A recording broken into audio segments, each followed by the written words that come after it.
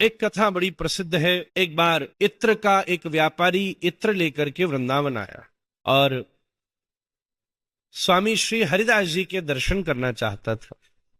स्वामी जी निधवन राज में बैठे भजन कर रहे हैं। उसी समय व्यापारी पहुंचा, आंख बंद करके लीला चिंतन चल रहा है। खोल ही नहीं रहे, इसने सोचा खोलें तो हम प्रणाम करें। और स्वामी जी उस समय होली लीला का चिंतन कर रहे हैं। स्वयं साक्षात सखी स्वरूपा श्री हरिदास स्वामी, ठाकुर जी ने प्रिया जी पर गुलाल मारा, प्रिया जी ने ठाकुर जी पर मारा। इसी खेल में प्रिया जी की सारी हांडी खाली हो गई। अब प्रिया जी कहें सखी और ला सामान, ये लाला जीत रहा है। बहुत देर लीला चली। सामने बैठे इत्र के व्यापारी ने सोचा ये तो खोल ही नहीं रहे, मेरे इत्र में बड़ी दम है, सबका उसमें बड़ा आकर्षण है। तो उसने इत्र की शीशी का ढक्कन खोलकर सामने रख दिया कि इसकी खुशबू सूंघकर ये चौंक कर जग जाएंगे और मुझे आशीर्वाद दे देंगे। जैसे शीशी खोल के रखी, स्वामी जी को भाव हुआ कि कोई मेरी सहयोगी बढ़िया सुंदर घोल करके सुगंधी जल मेरे पास ले आई है, मैं प्रिया जी को दे दूं। तो प्रिया जी की हड़िया में पलटू, स्वामी जी भाव कर रहे और सामने हाथ चला और उठा करके इत्र की शीशी भूमि पर पलट दी। नीचे मिट्टी में गिर गया सारा इत्र। अब वो व्यापारी को तो बड़ा गुस्सा आया। अरे राम राम राम राम, हजारों रुपए कीमत का मैं इत्र लाया, ये बाबा जी ने मिट्टी में डाल दिया।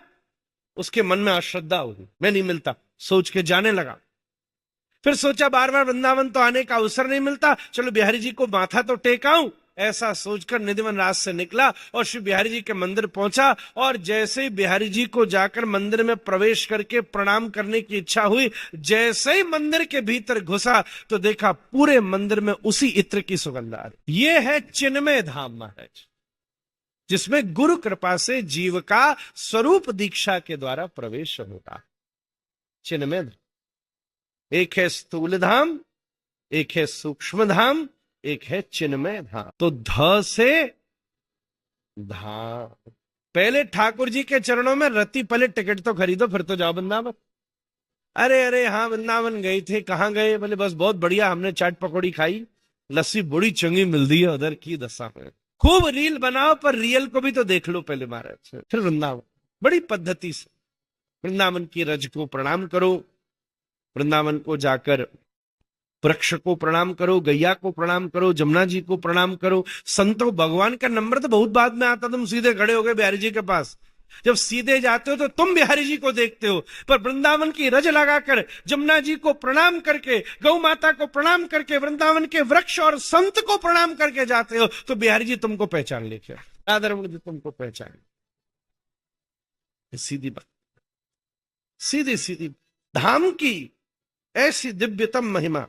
हमारे यहाँ एक पद है, पूरा सुनाने का सुर में समय नहीं, लंबा है, दो तीन पंक्ति ऐसे बोल के सुना दो। ब्रज रज छड़ी ना अंत ही जाएंगे, ब्रज रज छाड़ी हाँ अंत ही जाएंगे। नटवर रूप